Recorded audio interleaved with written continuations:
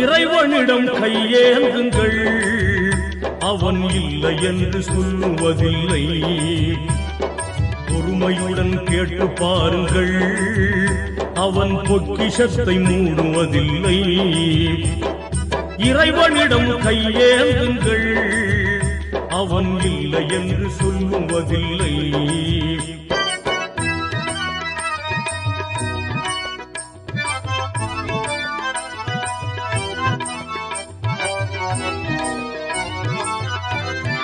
இல்லை என்று சொல்லும் மனம் இல்லாதவன், ஈடு இணை இல்லாத கருணை உள்ளவன், இன்னல் பற்றி எழும் குரலை கேட்கின்றவன், எண்ணங்களை இதயங்களை பார்க்கின்றவன்.